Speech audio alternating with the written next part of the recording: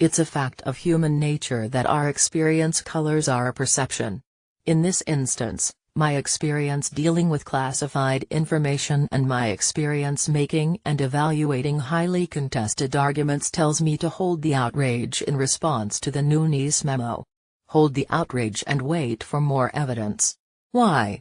Because the memo simply doesn't provide sufficient evidence to support its quite explosive claims. While I hardly claim to having the most extensive military experience, I have reviewed countless summaries of classified information. Every day, in Iraq, for example, multiple times a day. And I hardly claim to have the most extensive legal experience, but I've drafted, analyzed, and reviewed countless briefs, memoranda, and other written work that presumes to make an argument based on evidence. That experience teaches me that the memo simply doesn't make its case. Indeed, it gets less persuasive, and the material omissions more glaring, with each successive read. It might disclose the existence of troubling FBI misconduct, but the fair-minded reader has no way of knowing whether it does. Let's back up for a moment and describe what a good memo would look like. There is nothing wrong with summarizing classified information. In fact, given the enormous volume of classified intelligence that crowds the federal system, good summaries are a necessity. A good summary always supports assertions with evidence. A good summary provides context. A good summary even includes relevant information that contradicts its thesis so that the reader can evaluate the best counter-arguments. For example, when I was in Iraq, we expended enormous energy attempting to determine whether any given local official or tribal leader was bad. Given the high stakes attached to the answer, literally life or death, no competent commander would be satisfied by a briefing that declared a sheik to be an enemy without copious citations of evidence. We'd compile communications intercepts, drone feeds, and informant testimony and cite and quote that evidence when communicating the conclusion. Similarly, legal arguments typically depend on lawyers taking thousands, sometimes tens of thousands of pages of depositions and documents, crafting a concise narrative, and communicating that narrative to a judge, with citations referring to the relevant evidence and quotations of it as well. If there is no citation or quotation, a judge will typically ask the lawyer, counselor, what record evidence supports that assertion. The point, to put it bluntly, is to remove, as much as possible, the element of trust. You should persuade me without asking me to take any single statement on faith. Now, with this common sense standard in mind, let's turn to the memo, and see how it holds up. One of the first and most vital assertions in the entire memo is the claim that the dossier compiled by Christopher Steele's dossier on behalf of the Democratic National Committee (DNC) and the Hillary Clinton campaign formed an essential part of the Carter Page FISA application. This statement is initially offered without proof. One has to read down to the next page to see any reference to evidence. Furthermore, Deputy Director Andrew McCabe testified before the committee in December 2017 that no surveillance warrant would have been sought from the FISC without the Steele dossier information. When I read this, I had two immediate thoughts. First, what did he actually say? And second, why the subtle change in language from the argument that the dossier was an essential part of the FISA application to the statement that the warrant wouldn't have been sought without the dossier information?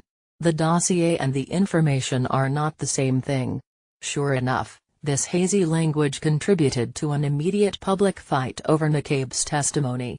The New York Times reported Friday that the Democrats have a competing narrative. People familiar with the Democratic memo said that Republicans had distorted what Mr. McCabe told the Intelligence Committee about the importance of the information from Mr. Steele. Mr. McCabe presented the material as part of a constellation of compelling evidence that raised serious suspicions about Mr. Page, the two people said.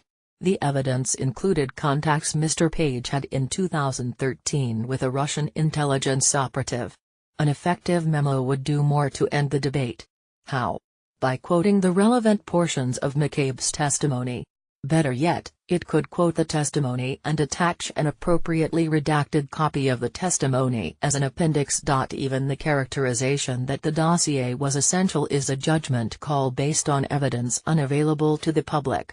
Even worse, it was a judgment call based in part on evidence unavailable even to the rest of the committee.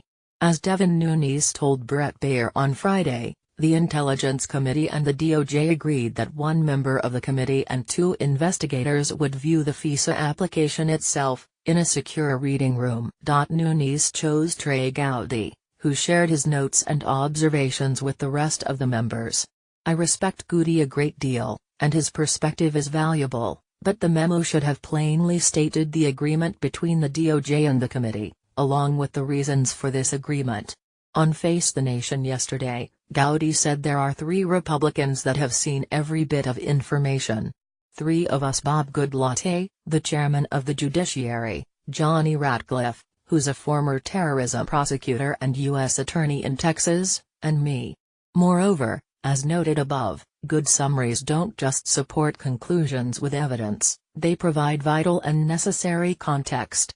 On this point, the memo fails utterly. For example, it fails to answer the following questions. 1. How did the FISA application actually describe Steele? The memo claims that the FBI did not disclose his role in the DNC or the Clinton campaign. Democrats are arguing that the political nature of his work was appropriately disclosed. Don't we need the actual words used to properly evaluate whether the FBI materially misled the court? 2. In addition to the information from the Steele dossier, what other information did the FISA application include? The memo mentions that the FISA application also referred to a Yahoo News story that the court did not then know was based on information leaked by Steele. The memo also mentions the existence of the open counterintelligence investigation triggered by information regarding fellow Trump campaign advisor George Papadopoulos. Was anything else in the application?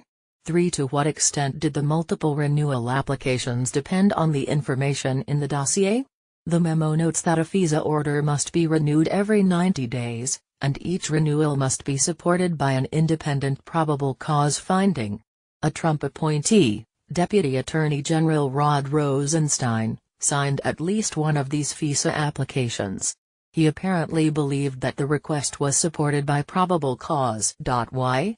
4. What is the information regarding Papadopoulos that triggered the opening of the investigation in July 2016, a full 3 months before the Page FISA application? The memo provides information obviously designed to impair the credibility of that investigation, by referring to FBI agent Peter Strzok's well-known political leanings, but it provides no information about any facts supporting the opening of the probe, leaving the reader with the impression that it was opened solely because Strzok dislikes Trump. I also wrote above that a good summary even includes relevant information that contradicts its thesis. The memo omits any such information, but a Democratic rebuttal exists. The Intelligence Committee is expected to vote today on releasing the Democratic rebuttal. If it votes to release, then the request will once again go to the White House. It's imperative that the public see the Democratic response. But even if the public reviews the Democratic rebuttal, the process is still flawed. The proper way to resolve explosive claims of political bias at the highest levels of government isn't by dribbling out short memoranda but by issuing comprehensively researched and comprehensively supported majority and minority committee reports. I could elaborate more on all these points, but after reading the memorandum, I'm struck by the fact that I literally cannot objectively discern whether there's a scandal here. After all, it's not by itself scandalous to review political opposition research. A politically motivated person is no more suspect than the terrorists and criminals who routinely provide information used to support even the most intrusive warrants. When I was in Iraq, we were constantly aware that our sources had their own axes to grind. They didn't want to defeat their opponents in an election. They wanted them to die in a hail of gunfire. Biased sources are an inherent part of intelligence gathering. Good investigators take that bias into account when evaluating evidence and make material disclosures to the court to help the court make its probable cause determination. After reading this memo, I simply don't know whether that happened. I only know that the GOP claims that it didn't. It is entirely possible that a thorough review of the evidence will reveal that politically motivated senior leaders in the Department of Justice intentionally and willfully misled the court and knowingly used bad information to launch its surveillance of Carter Page.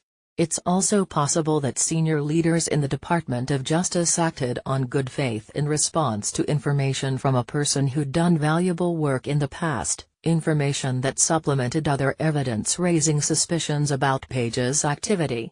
Or the real story could lie somewhere in between. But the bottom line is clear. The truth awaits greater transparency. The ball is in your court, Mr. President. Spare us the memos. Let's see the evidence.